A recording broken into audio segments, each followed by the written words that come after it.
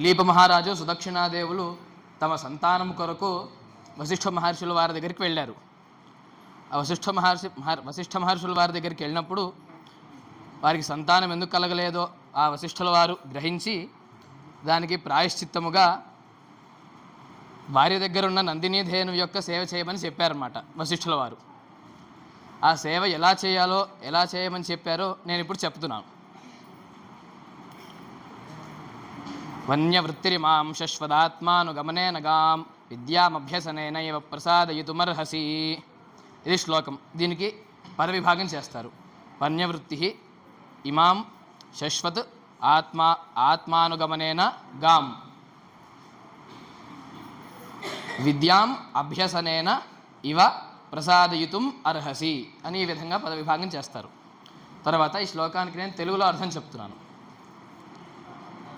వన్యవృత్తి అంటే ఏ విధంగా అయితే మహర్షులు అడవిలో ఉన్న ఆ కందమూలాదులను తింటూ ఉంటారో ఆ విధంగా నీవు అంటే ఆ దిలీప మహారాజును కూడా ఉండమని చెప్పి ఉంటూ ఈ గావుని అంటే ఈ నందినీ ధేనువుని సేవ చేస్తూ ఎలాగైతే అభ్యాసము చేత విద్యని పొందుతారో అలాగనమాట. అలాగా ఈ ధేనువు యొక్క అనుగ్రహం కూడా పొందుటకు నీవు అర్హుడువు అని ఆ వశిష్ఠ మహర్షుల వారు చెప్పారన్నమాట. ఇప్పుడు దీన్ని సంస్కృతంలో చెప్పబోతున్నాను నేను.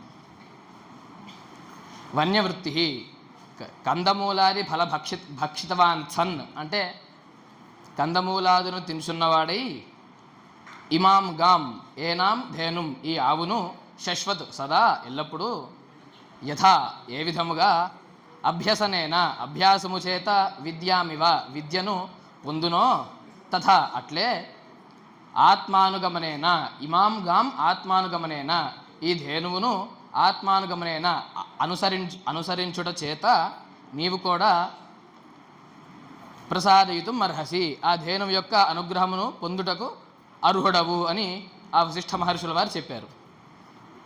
దీన్ని 6 విధాలుగా చెప్తారు. ఒక శ్లోకాన్ని 6 విధాలుగా చేస్తారన్నమాట. ప్రస్తుతానికి సమయం లేనందున ఇంతవరకు ఆపుతున్నాను నేను. నా తర్వాత శ్రీరామ్ శర్మ వస్తారు. నా సహాధ్యాయి శ్రీరామ్ శర్మ వస్తారు.